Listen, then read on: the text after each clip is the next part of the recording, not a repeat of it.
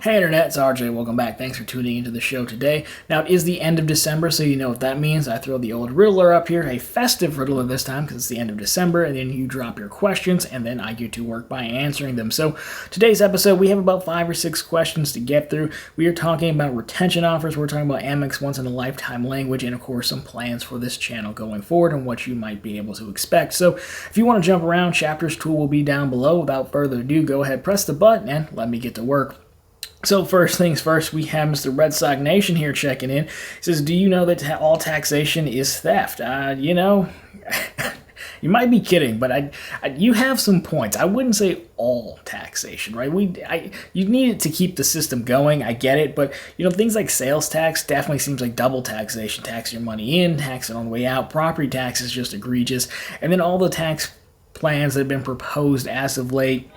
I don't really think much about them. I don't really think they solve the core problem of anything. They just kind of double down on existing terrible systems. So I don't know if you meant it as a real question or not, but I do. Your argument does have merit that we can probably discuss at another time. But thank you for checking in. So the inevitable here. How many Amex no lifetime language cards would you or have you applied for? I keep getting those offers for business, platinum, and gold, but I feel like it's a trap. It's a trap! An Admiral Akbar voice, of course, and it might trigger the rat team for a financial review. So I have the Platinum, the Gold, and the Delta Platinum. I think I applied for the Platinum and the Gold a few months apart, maybe 2 or 3 tops. Delta Platinum is probably about a year apart, give or take. So let's take this in 3 parts here. As far as no lifetime language, because Amex is always saying you can only get this bonus once every lifetime unless you figure out how to be reincarnated. Other issuers say, every 4 years so you can churn the cards. So the lifetime language has never kept me from getting a card. I think it's more so a function of you just really have to pick your spots. So, for example, we talk about the Delta cards. I'm most familiar with those. A few times a year, those cards are going to give you elevated bonuses. I think you can usually get a catch on the Platinum or even the Gold, like 100K Sky Miles plus a $100 statement credit, which is really good. And, they're going to make a huge marketing push 2 to 3 times a year on the personal and the business side. They usually rotate which one they're pushing more aggressively.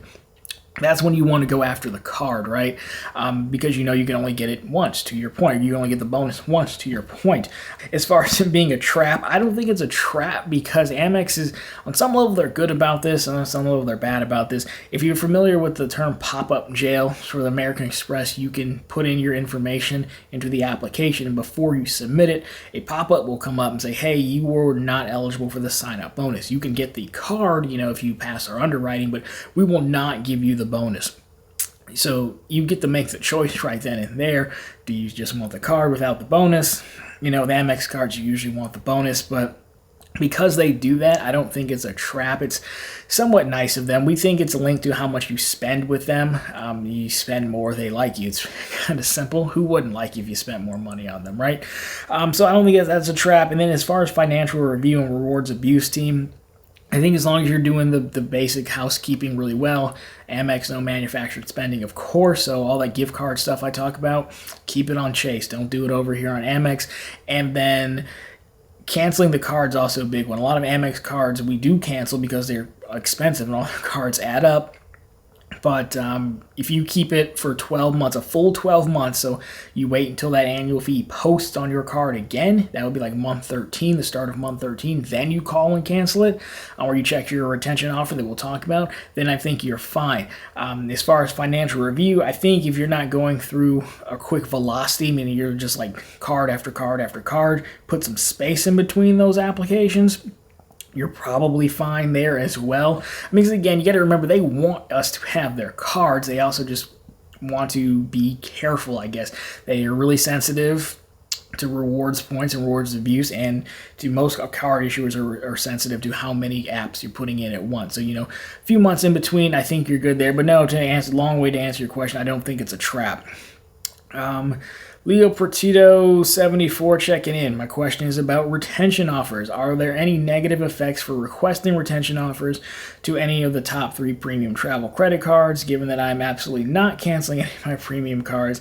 Keep good relationships with Amex, Chase, and Citi. Is it worth it to request them? The annual fees are due. Go fishing for the points, miles, statement credits. 100% it's worth it, sir. Every single time you have an annual fee post, you should call and see if you can get a retention offer.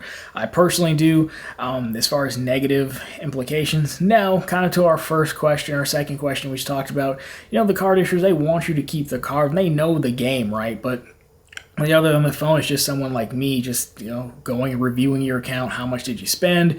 Is this something the card issuer even does? And then going through the nonsense of, do you know how much value we provide? This, that, and the other. But no, that I don't think they're keeping score. I mean, historically, we know that American Express, it seems like you can probably get a retention offer every other year.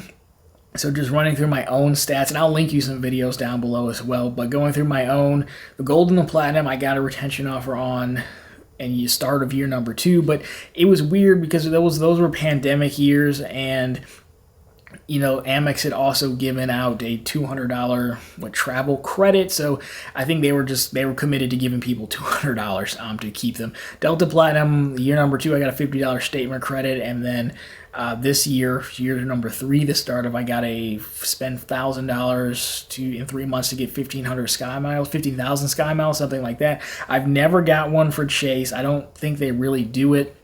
Though they were giving out $100 statement credits for the Sapphire Reserve during the pandemic. I don't have any experience with Citi, so if someone else does, you can let me know down below. But I think they just have the Citi Premier card now as far as their major annual fee card. So yes, to answer your question, I would not fear any backlash or reprisal from them. Like, they're going to keep a memory of this, and I would ask every year. It doesn't really take that long. Amex, you can do it through chat pretty easily. Chase as well. So there you go. Always do that. So we've got 2 left here. So from Ballin, checking back in. Happy holidays. Happy holidays to you, sir. Good to hear from you again. Over 524 until mid-2023. I feel for you, sir. Any recommendations for must-have business cards for 2022? Keep up the good work. I appreciate you, sir, and always as checking in here. I think, once again, I have a video about the roundup of keeper business cards that I'll link down below. I think I'm getting to the point now where I can say I have a video for a lot of things, which is good. But to answer your question, I think I got the U.S. Bank Triple Cash card recently. It's got like 4 3X categories. Plus, you can get like $100 statement credit for software, which is helpful. I like that card. I think it's a keeper card because of those 4 3X categories. I'll put it on screen for you. Bank of America has a business version of the customized cash card. That's the red one. And that, I think it even has a much higher spend threshold than the personal one does. So those 2 are pretty good keeper cards. Yeah, probably those would be my 2 keeper cards. Again, I'll link down. The Amex Blue Business Cash, Blue Business Preferred, one of those 2, the one that gives you 2x back on everything up to $50,000. That would be a good one as well if you're going to be in Amex camp for some time. But yeah, I'll link the full video down below. If you guys have other recommendations for business keeper cards, let them know down below. All right, here we go. Last question here from Mr. Jeremy Moore checking in. Always good to hear from you, sir. So appreciates the whole year. I appreciate you for watching, of course, my friend. So question is as follows. Where do you see your channel going next year? Is there anything that you learned this year to change next year for the channel? Last quarter has been lackluster for bank account bonuses. Where do you want to take the channel? Last quarter was very lackluster for bank account bonuses. Eventually, I'm going to do a recap of everything I got bank account bonus hunting in 2021. But to answer your question here, what did you learn? I think the biggest thing you learned is I'm not a huge social media person. I never have been. I had a Facebook account when I was in high school, and I'm 30 now. I haven't had one since. But when you think of YouTube, I personally never thought of it as a social interaction place, meaning that I've been on YouTube since watching YouTube videos in middle school in the back of a classroom. I'm that old. But I've never once liked, thumbs up, or commented on a video, and yet I asked you guys to do that now. It's a sense of what we're doing now right here. But YouTube very much is a social platform from the standpoint of where else can you go to talk about this stuff? We're talking about credit cards, bank accounts. No one in your house, your friends, family, coworkers want to talk about this, so you come here and find these little niche communities. So what's my point? What I learned is it's not so much about making a catchy thumbnail or title, but we're going to talk about that. It's more so providing people value and giving them a reason to come back in a place where we can talk about these things. And I learned stuff from you guys, and you learn stuff from me. So that's the biggest thing I've learned. and that will definitely affect the channel going forward, trying to participate more in the community section, right? Those little posts. Everything doesn't have to be a video. Sometimes you can just post something there, something fun where we can get a conversation going. So stuff like that. Now the other part of what you want to focus on, you still do need to get new people to click, right? So I think now you know how to make a video, can sit down, put a coherent thought together, hopefully. How do you improve? What do you improve specifically? Well, thumbnail needs to be better. I make them in PowerPoint, weirdly enough, because at the time it's the only thing I knew how to use, but there are better ways to make thumbnails where, I can still keep my black background on there, because I feel like that's a good signature of how you know me. It's an homage to the original name of the channel, but I can make myself more clear, in 4K like this video stream, things like that.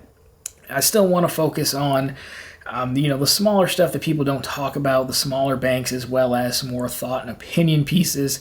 To try to do some stuff that not everyone is doing. There's so many people out there on YouTube. Someone's done it, but you know what I mean. Just something different, and ultimately build a backlog of content. So when someone is talking about Fifth Third Bank, you have a video on that. Great. So that's kind of the plans. Of course, the answers we're going to the soon, man. But it's going to take some time to get there. But anyways, guys, that's going to do it for us. That is all the questions, so thank you for everyone who wrote in. I already asked you some questions, so there's no need to. If you need some more follow-up or anything like that, feel free to respond in the comments down below, and I'll get you taken care of. But anyways, guys, if you would like this one, drop me a thumbs up down below. If you found it particularly interesting, consider subscribing to the channel. And of course, posting content just like this every Monday, Wednesday, and Friday, and right back here every Sunday with all the news you can use in the week that was in credit and finance. Last thing, channel note, we have 2 more videos to close out the year. We're going to do a look back at the year that was in credit cards, and then we're going to have some credit card awards on New Year's for all of you folks who don't go out like myself. But anyways, guys, thank you so much for watching. That's going to do it for this one, and I'll talk to you in the next one.